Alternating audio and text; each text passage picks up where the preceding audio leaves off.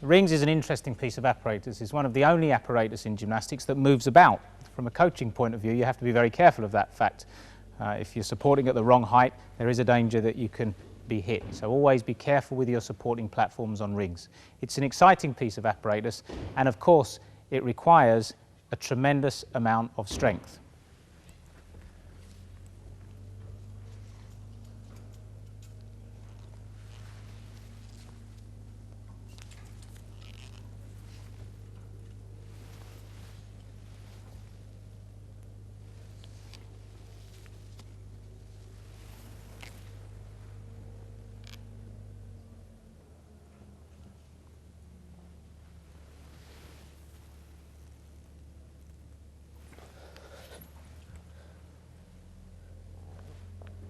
The positions that you see there have to be repeated a number of times over many, many years in order to achieve the maximal strength required in senior level gymnastics. The modern day rings routine is made up of swinging elements and static strength elements, and from a young age gymnasts can learn basic support strength with simple static balances. The basic positions for rings can be taught on parallel bars. The apparatus doesn't move and therefore it's slightly easier to hold the positions. Front support. First position, half lever, straddle top planche, a handstand, and down, and then underneath the rings we can look at front lever, front planche, or front scale, inverted hang position, back scale, or back planche, and German hang or back hang.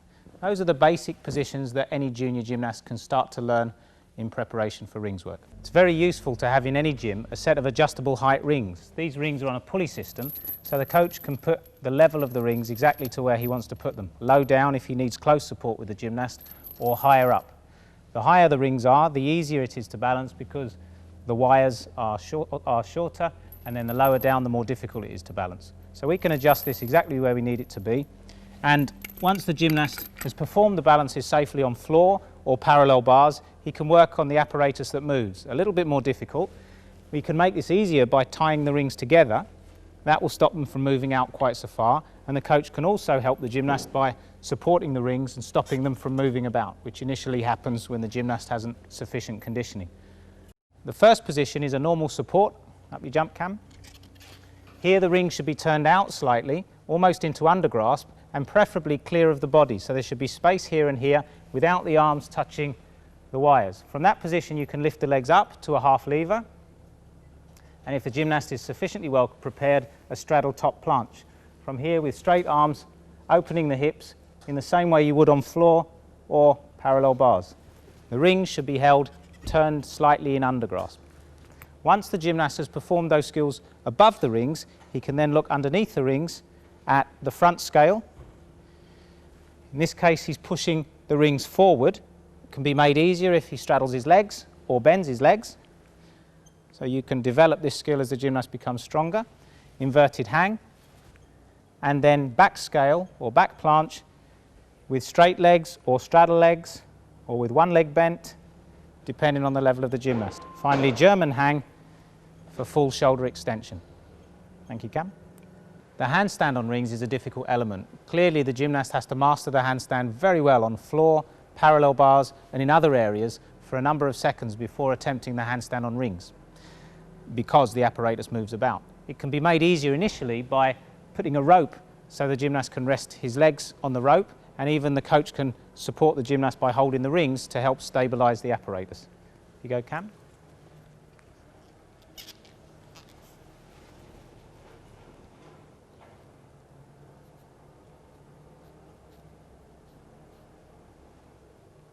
The trolley trainer is a very useful conditioning device, and every gym that aspires to working with men's gymnastics should have one. There are a number of exercises that you can use for this apparatus. Max will demonstrate a few now. With straight arms, pressing to assist with the action needed for swinging. It can be done with bent arms as well, Max. Practice getting from underneath the rings to above the rings, so-called muscle up, And we can also change direction, so Max works downhill.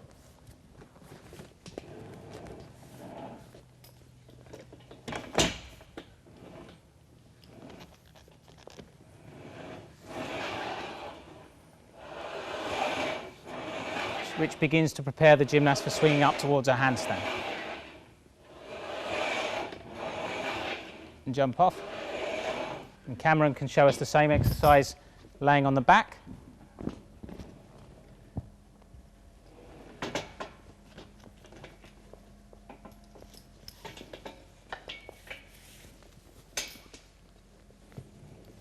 Yeah, ready?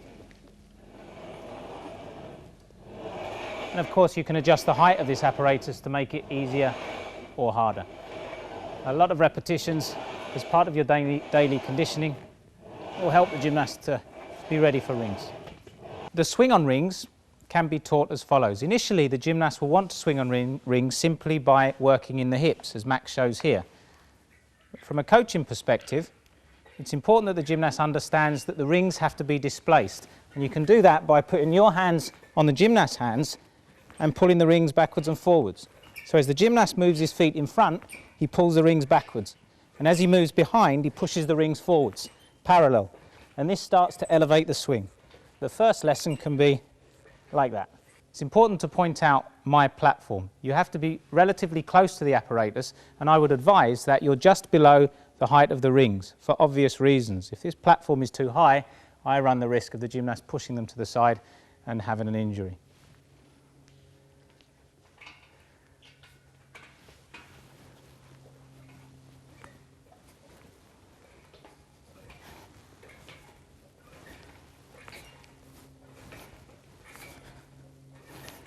The principles of the swing on rings are relatively straightforward. The gymnast should essentially try to swing towards the vertical line, eventually arriving in a handstand position at either end of the swing. So as the gymnast is growing, he needs to understand a few preparations on floor. If you imagine Cameron now is holding the rings, he'll rock backwards and forwards so that as his feet rises up, he pulls backwards on the rings and his feet start to point towards the vertical line. And if his body's in tension, he'll start some rotation. You'll see as well that his hands will turn to undergrasp, so the pressure on the rings is backwards and in undergrasp. And after a few more of these rocks, he can start to press down on the floor, keeping a strong shape, and that will help to lift his shoulders towards a handstand.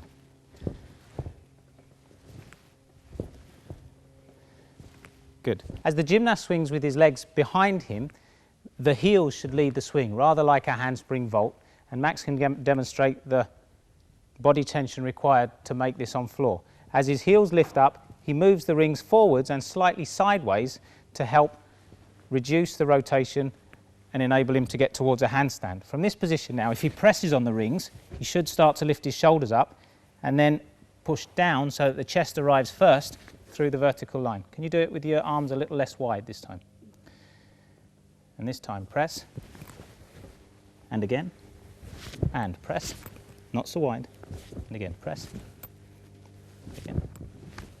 So supporting the swing on rings takes a long time. The gymnast can practice on their own, but it's helpful if the coach can assist and shape the gymnast to help them to achieve the correct positions.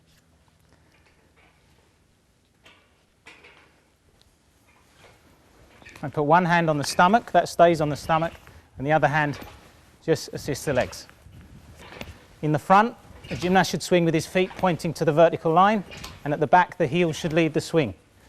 The shoulders are kept down.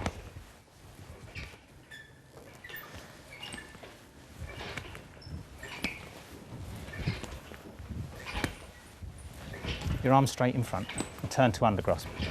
Turn. That's it. Turn. One more. Turn. Good. Your head normal now. There are two more elements that a junior gymnast can learn quite successfully on rings. The dislocation, as Cameron will demonstrate here, can be taught initially from a static position. Gymnast pikes and then pulls his body through and pushes the rings forward, ready for a swing down. And the other way, the inlocation, the forward somersault type action, where the gymnast begins by pushing the rings forward and at the top of the swing, heels leading, pushes through to finish in inverted hang. The dislocation on floor can be shaped as follows. The gymnast holds the rings. As he swings backwards, he turns his thumbs outwards and his little fingers in to an undergrasp position, and then presses downwards on the rings and moves his arms slightly sideways. Comes through in this position and then pushes the rings forward, so his chest hits through the bottom first, body still in tension, ready to continue in a conventional swing. And that's it, and chest down. Good, and rest. The inlocation comes when the feet are swinging up behind. First the heels lead the swing, and the gymnast must push the rings forwards and sideways to increase the speed of his rotation, and then put pressure on the rings to lift the shoulders and then carry on through into a conventional swing. The back touching first, pressure maintained on the rings, and then rolling forwards. The dislocate can be taught from inverted hang from a static position. And the support is quite important that you lower the gymnast through the lower vertical carefully. If the gymnast has any angles in his shoulders or bent arms as he swings through the bottom, there is a danger that they can fall off, causing an accident. From inverted hang, I put one hand just above the knee and my other hand reaches on his chest, ready to catch him and let him come down through with the chest leading the skill. The same again, pike, push and down. And when you're comfortable that the gymnast can do it correctly, you can reduce the amount of support. Once the gymnast can do dislocations slowly, one after the other, the coach can reduce the amount of support, shadowing the gymnast if required, and they can perform multiple dislocations. One hand on the chest.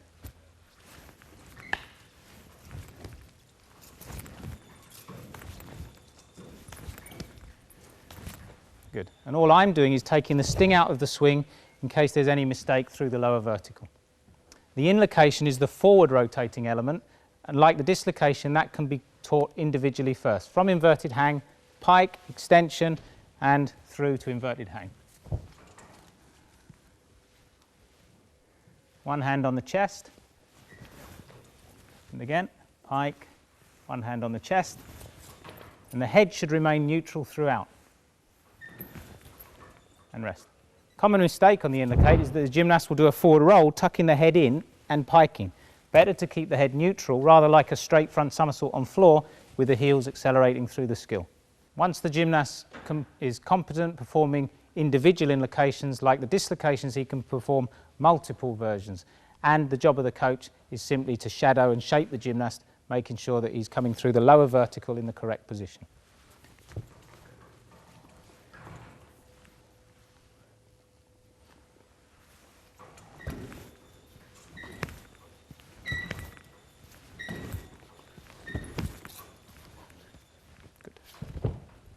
As that skill develops, the gymnast will get higher and higher until finally achieving handstand.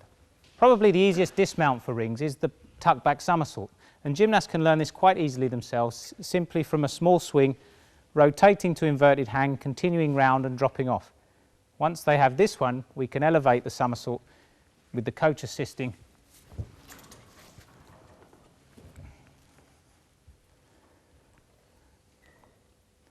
Just lift through. It's simply a backward roll through the rings. We now need to add some height to that somersault. So the gymnast must swing backwards and forwards on the rings, and to make the somersault high, he must pull backwards on the rings to actually lift the somersault over the top. And what I'm trying to get Max to do is, in a tuck position there, before he lets go, he makes that pull on the rings to lift through and over the rings, and then let go. That way the first somersault is initiated above the height of the rings. So I'd like to see Max swing, pull back on the rings, lift the somersault over the top of the rings. So 3 swings, 1, 2, pull on the rings and up. And the coach can assist in the normal way for supporting a back somersault.